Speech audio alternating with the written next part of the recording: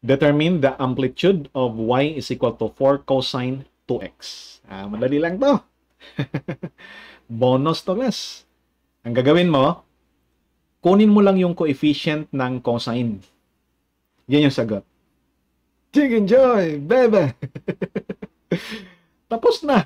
Yun lang. Pero for the sake of discussion, class, no, kilalanin natin yung mga waves natin, yung sine waves at saka yung cosine waves para makumpleto naman tong ating video ngayon. Itong i-discuss ko actually, no, part actually to so far ng refresher kasi, ng review pala kasi doon ang thorough na discussion. Ito thorough lang natin dito, class. Basta ang importante, kuha na natin yung sagot, ha? So, sabihin natin meron tayong graph na or equation na y is equal to a. Sine lang kukunin ko. Sine bx. Okay? Sine bx minus c plus d. Pariho lang to, class, na pag-usapan natin kung y is equal to a. Cosine sa sine at saka sa cosine. Pariho lang actually. Yung mga terminologies na gagamitin natin dito. Okay? Itong quantity na to, itong coefficient ng sine at saka cosine, ito yung amplitude. Amplitude. Okay? Ano exactly yung amplitude? Pag-usapan natin yan mamaya, ha? Ano exactly itong amplitude?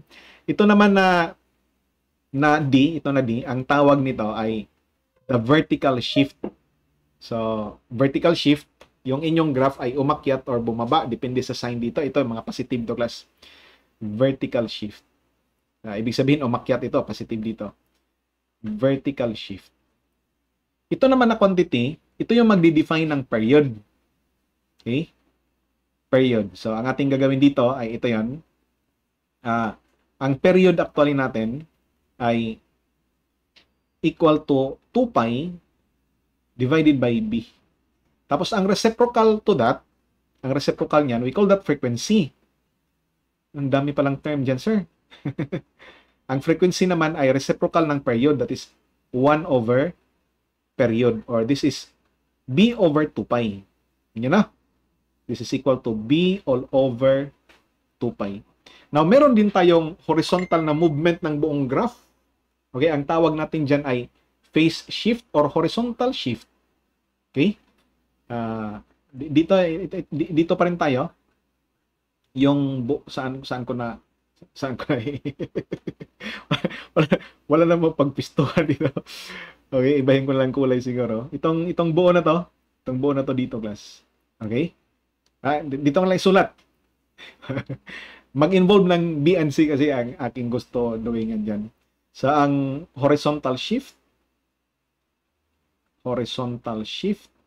sulat ko lang ng buo. Or, minsan tinatawag to, class, na phase shift. Okay? The phase shift, gaano ka laki yung pag-move niya horizontally. Okay? Ito naman dito ay gaano kalaki yung pag-move niya vertically. Ganyan na. Okay? Ito ay, ang value nito ay C over B. C over B. Madalas nitong C, class, ay in terms of angles na pi, angle na pi. Angle na radian in terms of pi pala. Yun yung ating ibig sabihin. C over B. Yun. Ang ating mga nandyan. So, para ma-visualize natin yan, no, hinanda ko yung ating GeoGebra. Tingnan nyo yung GeoGebra natin. I hope nag-load siya. I-check ko lang kung nag-load yung ating GeoGebra. Okay, nag-load naman siya, class. Open natin. So, bali, ito yan. Gagawa tayo dito ng function. Umpisahan ko lang sa very basic, y is equal to sin x. Yan yung ating graph, y is equal to sin x. Yan na. Kita nyo yan. Kung lagyan mo dito, y is equal to cosine x. Pareho lang yung kanyan ang ma-define natin. Ang ating amplitude actually, yung tanong kanina is half the difference between the maximum and the minimum na maabot ng ating wave. Okay? Yun yung amplitude. Makita mo dito, ang maximum nito, kung palakihan pa natin tong ating view, ang maximum nito ay 1, ang minimum ay negative 1. So, from negative 1 to 1, meron tayong a total vertical distance na 2. Tama, no? So, half of that 2, yun yung amplitude. Actually, mag-a-appear yan dito sa ating equation. Coefficient yan dito, class. Okay? Coefficient ng sine at saka ng cosine. That's why kung lagyan natin dito ng 4, Tingnan nyo, times 4 dyan. Ang mangyari niyan, itong sine natin, aakyat ng 4 doon sa taas, bababa ng 4, liit. Aakyat ng 4, bababa ng 4. Yun yung mangyari. Umakyat ng 4, bumaba ng 4 yung bottom. Liitan ulit natin. Sobrang laki na tayo. Okay? Yan yan. Umakyat siya ng 4, bumaba ng 4. Ganon din mangyayari sa cosine. Ano mangyayari dyan sa cosine? Ganyan na. Okay? Umakyat siya ng 4, bumaba ng 4. At total vertical distance nito ay 8. Diba? From negative 4 to positive 4 ay 8. Half of that, yun yung nandito sa equation. Okay? Yun yung amplitude. Ayos? Meron naman tayong tinatawag na period. Ang period actually natin no, ay yung makagawa ang graph ng isang buong cycle. Yun yung period. Okay? So, para clear, no? Tingnan natin dito sa ating graph. Ang period nito ay equivalent to 2 pi or 2 pi is, ang pi is 3.14. So, 2 pi is 6.28. So, nandito yon. Ang period class ay, tingnan nyo, galing dito sa 0. Ito yung isang cycle. Pagbalik dito, bumalik na siya sa 0. Isang cycle to class. I hope nakita yung yung mouse pointer ko. Okay? Dito tayo sa green. Ito yung isang cycle. From positive 4, tapos bumaba siya, tapos bumalik siya sa positive 4. Okay? The rest of the wave natin ay paulit-ulit lang ng isang cycle. Ulit-ulit na yan. Tingnan mo. Isang cycle, umulit. Every 360 degrees or every 2 pi, mangyayari yung isang cycle. Kung paliitan natin class, yun yung makikita natin. Repeat lang ng mga cycles na pari-pariho, ulit-ulit lang. Okay? Yun yung isang cycle. Yung period class is gaano, ano tong period? Gaano kahaba yung isang cycle, yun yung period. In our case today, 2 pi, in this case class, 2 pi ito, pwede mo to pahabain, pwede mo siya padamihin, paiksian or pahabain na. Ayun, madalas kasi dito sa application kasi nito, ang x natin ay time. So pwede siya mahaba, lalaki yung kanyang period. Lalaki yung kanyang period. Matagal mangyari yung isang period. Pwede rin bilisan, iiksian mo yung isang period. Mabilis mangyari, iiksi yung isang period. Okay? Tingnan nyo. I'm not sure, mga layman's terms yan lang ginagamit ko dito. Hindi tayo ACE, no? Baka mali yung mga iksi at saka haba. Pero yun yung layman's term natin. Tingnan nyo, ang isang period natin ay 2 pi. Kung paiksian natin yung class, damihan natin. Damihan natin sa isang, sa 2 pi, dublihin pa natin. That's why kung i-times 2 natin yan class, times 2 natin sa, times 2 natin dito. Nadoble na ang ating period. Di ba? Nangyari na siya class every 180 degrees or every pi radian. Ito yan. Galing sa 0, pagpunta dyan, isang cycle, actually, pi radian, that is 3 point something lang yan. Okay, 3.14. Tapos pagdating dito, another cycle, makita mo dito kanina, 6.48. Kanya? Dalawa na to. Dalawa na. Pwede mo rin siya pahabain yung isang cycle. Okay, pahabain. Yung isang period actually. Yan yung magde-define. Kung 0.5 natin dito, 0.5, hahaba siya. Diba? Humaba actually siya. That's why, no, makita mo dito na ang period at saka yung frequency reciprocal to each other. Maintindihan mo na, no? Bakit sila reciprocal to each other? Bakit? Kasi yung period class, yun yung nagsasabi gaano ka, ano yan? Ang frequency pala, gaano ka-frequent yung isang cycle mangyayari sa span of time. Gaano kabilis, gaano ka-frequent. Ito yan, no? Makikita mo dito. So, mabilis yung ating cycle mangyari dito kasi sa 2 pi, sa 360 degrees or 2 pi radian, makagawa siya ng dalawang period. Samantala ito, mabagal to. Okay? Mangyari kasi ito sa 4 pi. Di ba? 2 pi divided by 4 pi, mangyayari yung isang cycle. Kung ang 4 pi, tawagin mo na time. Mabagal to class, ang wave na to. Mahaba yung kanyang period. Mahaba na. Galing siya dito. Pagdating niya dito, saka pa lang dito. Ito yung 4 pi. Saka pa lang siya mabalik, tapos repeat na lang. Kanya yan. I hope hindi ako natabunan ng video dyan. Okay? Ganyan siya. Ganyan na. Ano naman yung vertical shift? Okay? Ang vertical shift, kapag pwede tayo aakyat, sabihin natin aakyat tayo ng 2 or 1 na lang, aakyat tayo ng 1. Positive 1 tayo, umakyat siya ng 1. Kita nyo? Pwede din tayo bumaba ng 1. Negative 1 tayo, yon. Bumaba tayo ng 1. Nakita nyo yung mga movement na yon? Umakyat ng 1, bumaba ng 1, liitan ko class. Nakita nyo yan? Galing kasi sila kanina sa 4. Tapos, kasi 4 yung ating height. Ay yung ating amplitude. So, 4 at saka negative 4. Ito ang pula, umakyat ng 1. Iakyat pa natin to sa, para tatama tayo, no? Akyat tayo doon sa, tumama na sa 5 kasi sa ating view, no? Tumama na actually. Okay? Kung lakihan natin, akyat tayo dito sa 6. So, dagdagan natin to ng another 1. So, plus 2 tayo. Diba? Umakyat sa 6. Ito, paapakin natin to sa 6 itong green. So, minus 2 tayo. Aapak siya sa negative 6. Aha, negative 6. Minus 2 lang. Minus 2. Yan. Umapak siya sa negative 6. Okay, that's why ang vertical distance pa rin ito ay 8 pa rin kasi from negative 6 to positive 2, 8. Amplitude ganun pa rin. Now, ano naman yung horizontal shift? Mag-move tayo, no? To the right or to the left. So, kung para mas makita natin, gawin natin multiples of pi. So, kung mag-minus tayo dito ng 90 degrees, pi over 2, ito yung mangyayari. I-open ko lang to.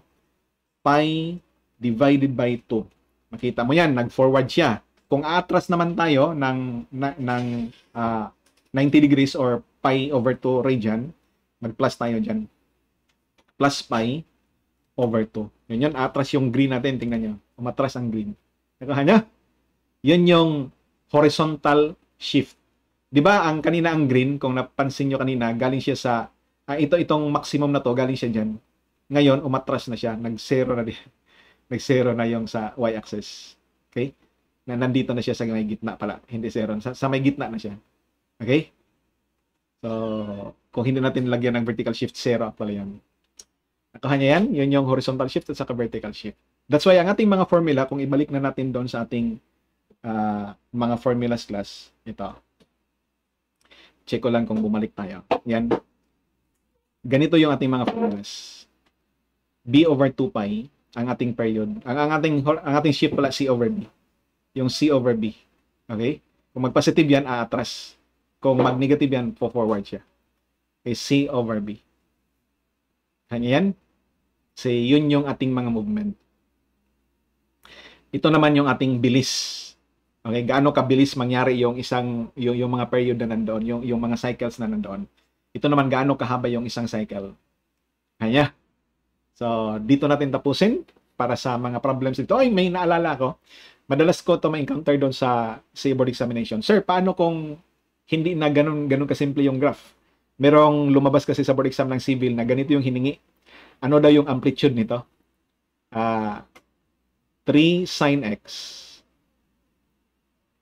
plus 4 cosine x. Sabihin natin ganyan. Ano ang amplitude niyan? Okay?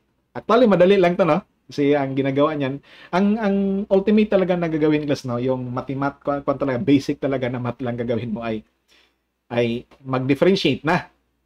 Maxima, minima, kukunin mo yung maximum. Pero hindi class, kasi ang amplitude, kung i-generalize actually natin, no, y is equal to a sin x. Kung i-generalize natin, plus b cosine x. Ito actually yung mangyari. Ang ating amplitude ay nito ay amplitude for this graph ay equal to the square root of a squared plus b squared. That's why ang sagot nito, actual na board exam, 5 ang amplitude.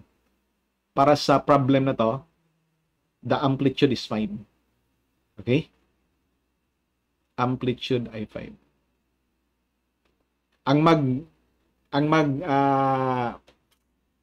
Tawag dito, ang mag-discuss niyan class or mag-illustrate niyan yung maxima and minima. I-differentiate mo to, kukunin mo yung maximum minimum. Okay? Makikita mo doon sa graph. Or i-plot na lang natin, no? Hindi natin yan gagawin dito. Mas maganda, memorize na lang natin yan, yung ganyan. Yun so far sa board ang complicated na lumabas. Ibalik ko sa ating GeoGebra. Mag-draw tayo dito ng graph. Tingnan nyo. Y is equal to 3 ba yun? Sin x plus 4 cosine x. Makita mo dito na aapak siya sa 5 at saka sa negative 5. Okay? Sana yung ating graph. Ito na yon. Palitan ko siguro ng kulay. Palitan ko ng kulay na I think ang ipalit ko dito ay pula. Yan. Sin x at saka cosine x natin. Sin x plus cosine x. I-off ko lang muna yung iba. Yan yung ating graph ng ating hinanap kanina. Umapak siya pakita natin yung coordinates. Umapak siya sa nandito actually. Positive 5. Tapos dito sa negative 5. Ang kanyang top ay positive 5. Tapos ang kanyang bottom ay negative 5. I hope makita niya pa sa inyong end. Ito, positive 5, negative 5. That's why ang half niyan from negative 5 to 5 is, okay? Positive 10, ang kalahati niyan ay 5. Natural, no? Yan yung magiging amplitude niya. Yun yung graph. Kung curious talaga kayo tungkol sa solution yan, ang gagawin nyo lang ay i-differentiate ito. So, ang mangyari dito, no, kung i-differentiate natin, ay ano to? Y prime is equal to 3 cosine of x, tapos minus 4 sine of x. So, yun yung ating, tapos equate to 0. Yun yung mangyari. That's why, ang mangyari dito, kung isolve mo na yung x, ay 3 cosine of x is equal to 4 sine of x, di ba? Kung i-cross multiply natin, so makuha natin 3/4. I think matabunan ako dito, so wala mo ng video dyan. 3/4 is equal to sine over cosine. Sine over cosine. So this is tangent. Okay? Tangent of x is equal to 3/4.